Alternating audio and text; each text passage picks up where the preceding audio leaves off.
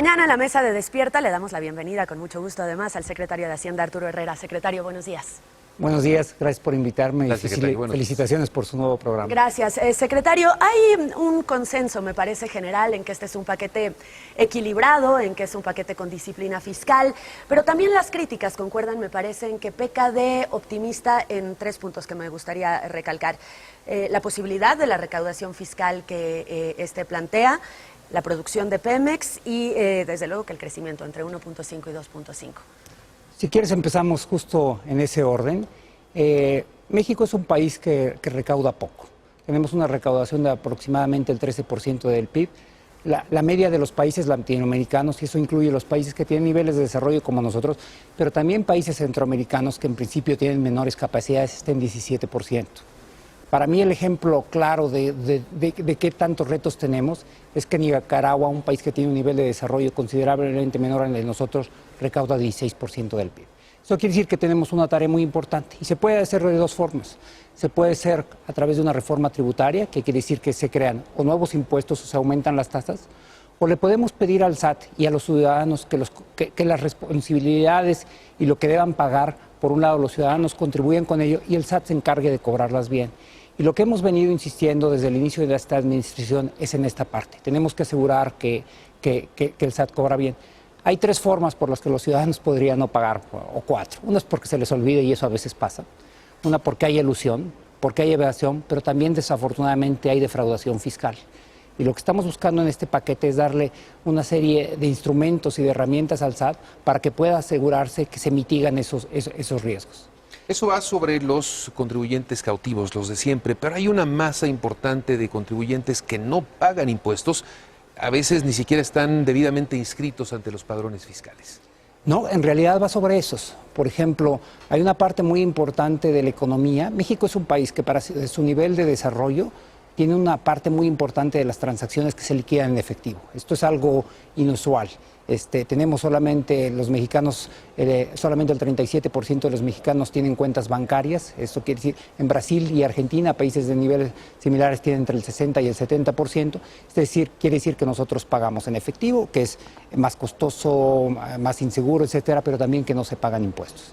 Y hay una serie, si uno viera quiénes pagan en efectivo, hay algunos lugares porque no existen bancos, es decir, es la forma en la que opera la economía en los poblados más alejados.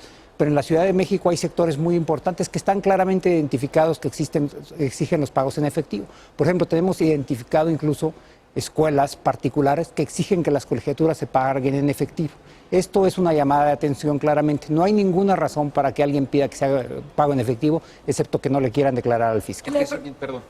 Le preguntaba si es optimista en cuanto a la recaudación fiscal, me lo respondía ya. Producción de Pemex y crecimiento entre 1.5 y 2.5. Mira, el punto más importante de Pemex es cuáles son los ingresos que estamos esperando. Y los ingresos que estamos esperando de Pemex son la producción más el precio del petróleo. Y curiosamente en este último estamos siendo extraordinariamente conservadores y no necesariamente porque así lo hubiéramos planeado. En los primeros meses del año hasta agosto, justo a inicios de agosto de este año, el precio promedio de la mezcla mexicana fue de $55 por barril, un poquitito arriba de $55 por barril. En ese momento fue cuando se dio la última amenaza del presidente Trump a China de poner aranceles adicionales en $300,000 millones de dólares, y eso hizo, entre otras cosas, que el precio de la mezcla mexicana cayera de 55 a 47. Pero, secretario, son conservadores, sí, en la estimación del precio del petróleo, pero no en la plataforma de exportación. Calculan aumentarlo casi 300,000 barriles cuando no se ve mucha inversión en extracción y producción. Hay limitantes a los particulares para que participen en esa parte del negocio. ¿De dónde salen casi 300,000 barriles más? Hacia allá iba justo.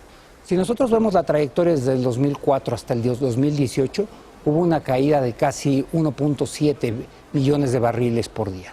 Lo que Pemex logró en los primeros meses de este año fue primero parar la caída, después estabilizar la producción y ya está empezando a crecer. Es decir, no todo ese aumento de la producción se espera que se dé el año que entra. Una parte de ese aumento en la plataforma se espera que se empiece a dar en los próximos meses durante este año. ¿Qué es lo que nos hace sentirnos optimistas frente a este estimado de producción? 4 cosas. La primera, hay un cambio de estrategia de Pemex, donde está invirtiendo sobre todo en aguas someras y en tierra, que es donde es más fácil extraer. es una tarea pendiente para el país invertir en aguas profundas, que es donde hay grandes yacimientos, pero eso tarda muchísimo. Tarda más o menos 10 años desde que se empieza a hacer la exploración hasta que se dé la primera gota. Esos recursos no los veríamos nosotros ni la siguiente administración, pero hay que hacerlo de todas formas. El segundo punto es que para producir más se necesita invertir más. Y nosotros le estamos dando recursos a Pemex. Le estamos dando 86,000 millones de pesos. Le estamos dando 46,000 millones de pesos de una inyección directa a través del presupuesto. Y Pemex, como cualquier empresa, tiene que pagar impuestos, pero a nosotros nos paga muchísimos impuestos. Entonces le estamos aligerando un poquito su régimen tributario para que se quede con otros 40,000 millones. Pero si esto falla, Pemex pierde su calificación crediticia. De hecho, Moody's ya adelantó que podría estar cerca de perder ese grado de inversión. La calificación crediticia, y hay que defenderla, y hay que operarla, y depende de muchos valores. Depende, entre otras cosas, de eso, pero también depende, por ejemplo, del perfil de deuda de Pemex. Si Pemex tiene muchos vencimientos de deuda en los próximos años, está en una posición financiera mucho más apretada que si los tiene después. Así es que nosotros vamos a tener que operar en distintas pistas. Una es cómo asegurarnos que le damos recursos para que invierta. Otra, cómo nos aseguramos de que hacemos operaciones de manejo de pasivos de tal forma que el perfil de su deuda sea más adecuado. Y por cierto, nada más porque lo mencionaste, Enrique, Pemex sí está explorando mecanismos de secesión con los privados a través de los llamados CECIES. Tiene 15 de estos contratos identificados, son contratos más como APPs, como de asociaciones públicas privadas, y piensa sacarlos a licitación entre noviembre y el primer trimestre del año que entra. Crecimiento 1.5 a 2.5. Sí, bueno, primero es un crecimiento bastante modesto, incluso está por abajo de la media de los últimos 30 y tantos años, que ha sido 2.4%. ¿Cuáles son las razones por las que salimos con ese rango? Primero, hay un efecto aritmético. Cuando se crece poco en un año, se crece más en el otro. Segundo, hay una serie de medidas que nos hacen sentir que no todas necesariamente tienen una probabilidad de 100%, pero algunas están ya yendo en la dirección correcta. Ante la desaceleración global, la mayor parte de los bancos centrales en el mundo han empezado un ciclo de disminución de las tasas de interés. México fue uno de los últimos que se sumó a este ciclo hace tan solo 3 semanas más o menos. El Banco de México bajó la tasa de referencia de 8.25 a 8. La mayor parte de los analistas están esperando que quede para el año que entra entre 7 y 7.4, lo cual quiere decir que va a ser más barato invertir. Pero hay otro punto que para nosotros es extraordinariamente importante y es central y en el que estamos dedicándole mucho tiempo. Hay una probabilidad alta de que el Tratado de Libre Comercio pudiera ser ratificado en las próximas semanas. No es cierto, pero si eso se lograra, las condiciones van a ser muy diferentes para México. En un contexto de entorno internacional complejo, donde están por definirse los términos de la salida del Reino Unido de la Unión Europea, un conflicto cada vez más agudo entre Estados Unidos y China, las cadenas de valor están buscando aquellos espacios de comercio internacional donde haya certidumbre. De hecho, hay una probabilidad alta de que no se ratifique en el Congreso de los Estados Unidos el TEMEC. Bueno, esa es parte de nuestro tarea, porque el Congreso de Estados Unidos no es un ente homogéneo.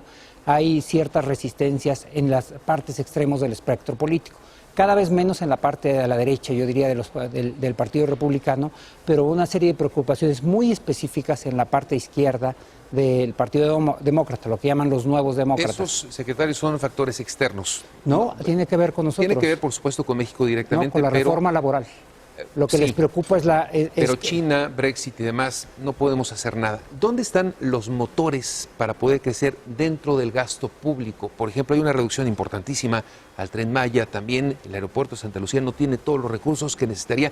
¿Dónde están los motores de inversión del gobierno público para poder aspirar a llegar al 2 o 2.5 que está en su rango de crecimiento? Mira, bueno, primero es cómo es la asignación, que es a lo que te refieres, y hay otro punto que es particularmente importante en los procesos de aceleración, y es cómo se aplican y la velocidad con la que se aplican esos recursos. Nosotros pusimos una frasecita por ahí en los criterios generales, donde decíamos que tenemos que asegurarnos que hay un ejercicio oportuno del gasto. Esto quiere decir que no podemos darnos el lujo de que haya subejercicios, de que las subastas o las licitaciones salgan tarde. Como nos pasó este año. Como pudo haber pasado este año. Yo no lo estaba siguiendo porque tenía una posición como subsecretario, no lo estaba siguiendo con detalle, pero sí es mi responsabilidad desde ahora.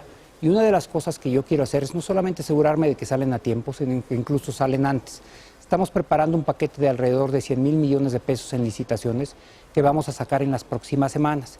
Eso quiere decir que quien obtenga ese contrato nos estará proveyendo de esos bienes y servicios a partir de enero, y a partir de enero nosotros lo estaremos pagando, pero en el momento en que ellos obtienen el contrato, ellos tienen que salir a comprar insumos, comprar maquinaria de equipo, contratar trabajadores, y la idea es que entonces parte del efecto económico del 2020 se empiece a sentir desde ahora. Lo que nos importa a todos en general, secretario, más allá de los temas técnicos del paquete económico, los impuestos de los que tanto se ha hablado, incluso antes de que usted entregara el paquete el domingo, habrá aumento en los impuestos, el impuesto al ahorro, el impuesto a las plataformas digitales, a los cigarros, a los refrescos. Eso es lo que en realidad podría afectar el bolsillo de la gente. Sí, primero, una respuesta de manera muy directa: no va a haber aumento en los impuestos. Los impuestos que existen, los impuestos que vamos a cobrar son los que ya existen. Y básicamente tú mencionaste 3 tipos de impuestos: el impuesto sobre la renta, el impuesto al IVA, y mencionaste el impuesto al cigarrillo, etcétera. Son los llamados IEPS, que son los impuestos a bienes que cuando se consume, en principio se presume que generan un mal, cáncer, alcoholismo, gasolina, contaminación, etcétera, ¿no? Bueno, los 2 primeros impuestos, el IVA y el impuesto sobre la renta, no tienen ningún cambio.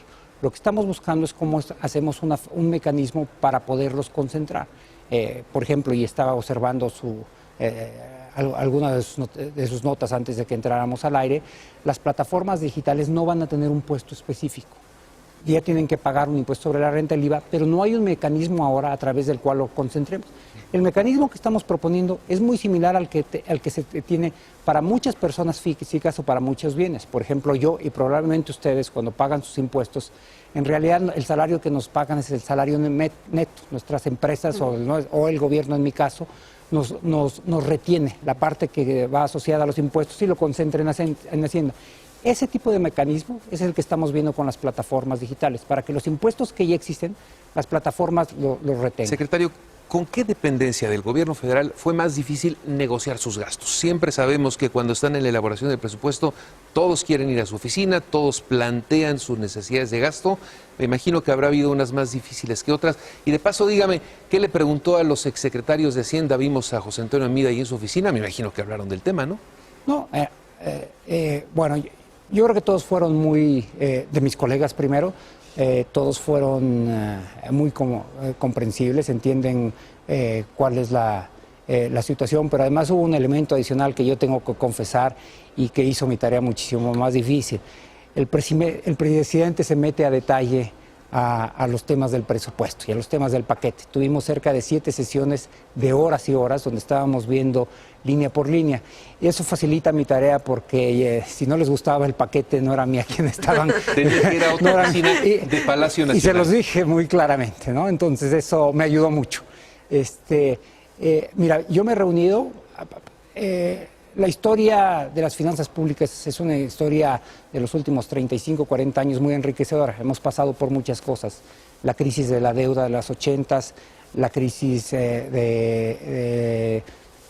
bancaria del 95. La bancaria, el rescate carretero, la crisis del 2008. Entonces, yo me he reunido con todos los subsecretarios del ramo, vivos, excepto uno, desde 1982 hasta la fecha. Bueno, vivos, o sea, todos los que existen. ¿Quién no se dejó? El único que no he buscado es a Sidawi, pero me he reunido desde Francisco Suárez Dávila hasta Guillermo Ortiz, José Ángel Gurría, Alejandro Werner, etcétera. Y me he reunido con prácticamente todos los secretarios de Hacienda de 1994 para acá, excepto 2. No me he reunido todavía con Luis Videgaray, al que conozco bien, porque cuando yo fui secretario de Finanzas de la Ciudad de México, él era el secretario del Estado de México, y con Ernesto Cordero, a quien no conozco, es el único que no me reúno. Y me he reunido con todos, con Guillermo Ortiz, con Gurría, y me reuní con José Antonio Mid, José Antonio González. Mira, interesantes. Una de las cosas más interesantes, sobre todo, yo diría, de aquellos exfuncionarios de Hacienda de la vieja guardia que les tocaron las crisis de los 80s con niveles de inflación y de deflación de doble dígitos, ellos no se espantan de lo que estamos viendo. Les tocaron cosas peores. Eso es bueno. Secretario, le agradecemos muchísimo haber estado esta mañana en Despierta. Gracias por la invitación. Gracias. Gracias. Muy buenos días.